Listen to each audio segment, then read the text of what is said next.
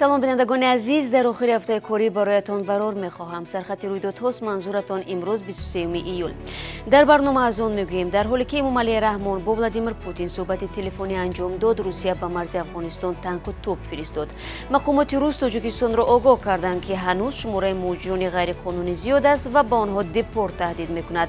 ва достиёни вилояти Хатлон барои аввалин бор қазияи куштори пурсару садои 4 узви як хонаводаро дар ҷайҳон тавзеҳ дод.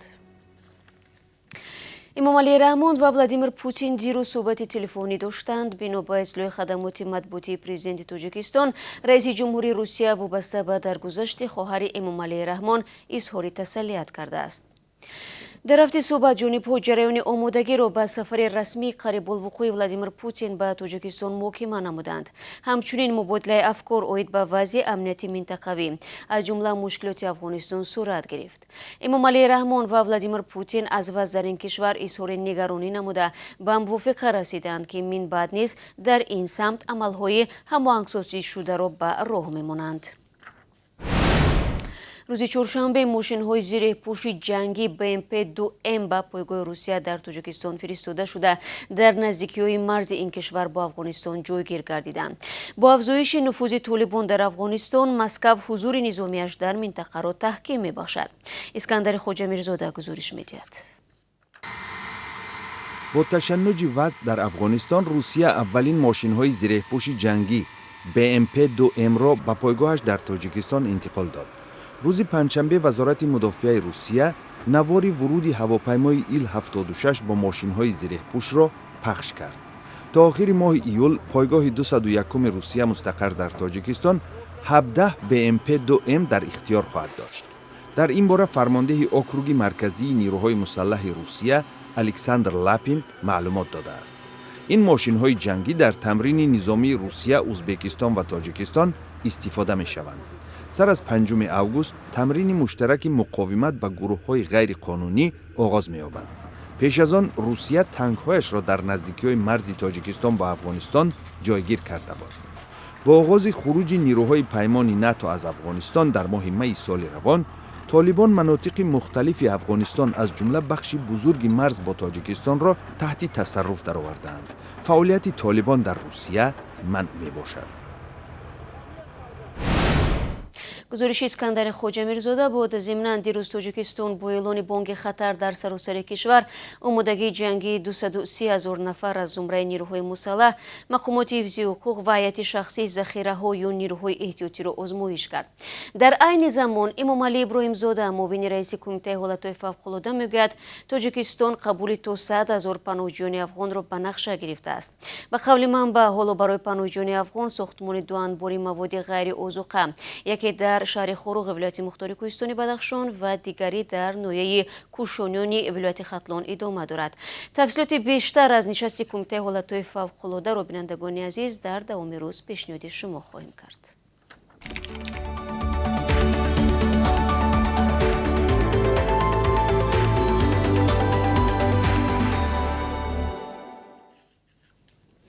шумо сархатти рӯйдодҳоро тамошо доред. Озарбойҷон ба Тоҷикистон 40 000 воя ваксинаи AstraZenecaро ҳамчун кӯмаки башардӯстона фиристод.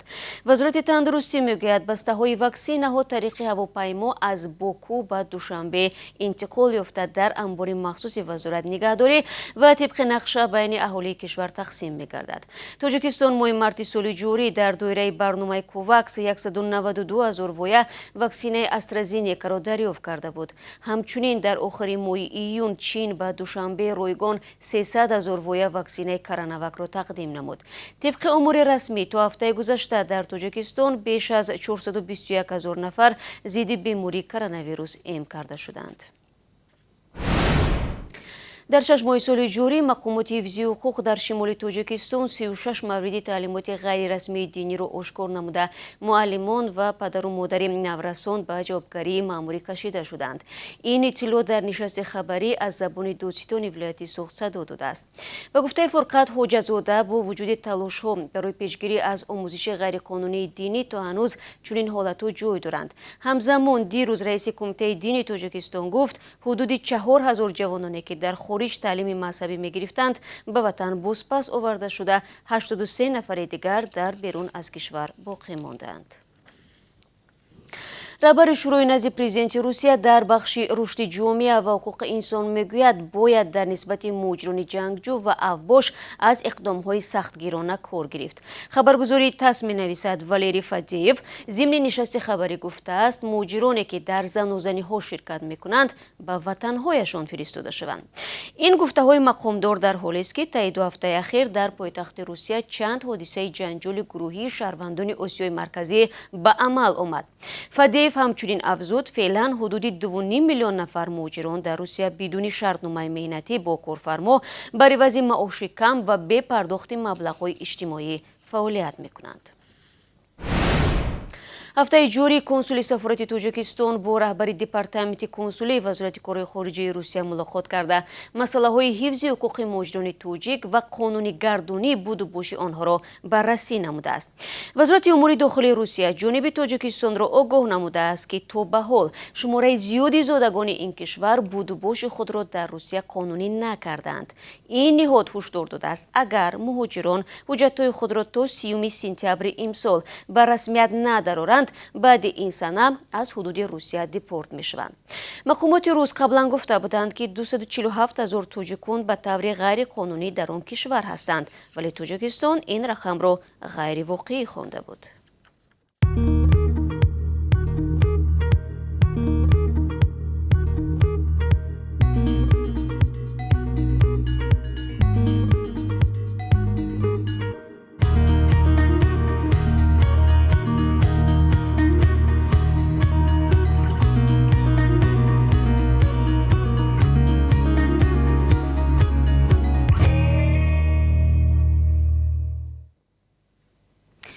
тақдими хабарҳоро идома медиҳам. Тоҷикистону Русия дар мавриди пардохти нафақа ба муҳоҷирони корӣ ба мувофиқа расиданд.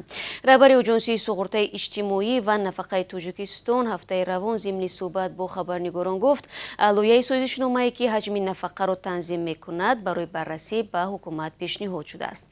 Интизор меравад баъди ба имзо расидани ин созишнома ҳар муҳоҷири корие ки дар Русия андози иҷтимоӣ месупорад метавонад ба нафақа умед бандад.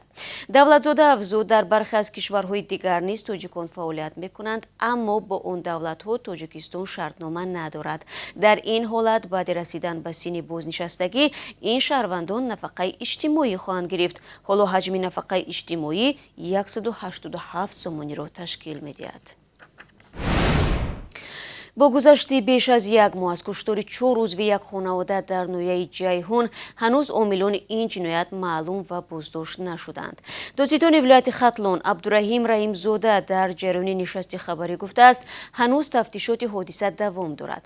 аз замони содир шудани ин ҷиноят додситони вилояти Хатлон бори аввал расман қазияро тавзеъ дод.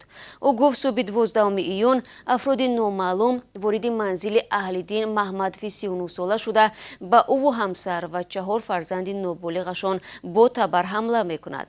Сипас 2 ҳуҷраи хобро бензин пошидаву оташ заданд. дар натиҷа Аҳлиддин Маҳмадов бо ҳамроҳи 3 фарзандаш ба ҳалокат расида, ҳамсар ва як писари ӯ дар ҳолати вазнин дар бемористон бистарӣ гардиданд. тӯфони ғуборолуд рӯзи сешанбе бозии мунтахаби Ачокалаи Боливияро қатъ кард.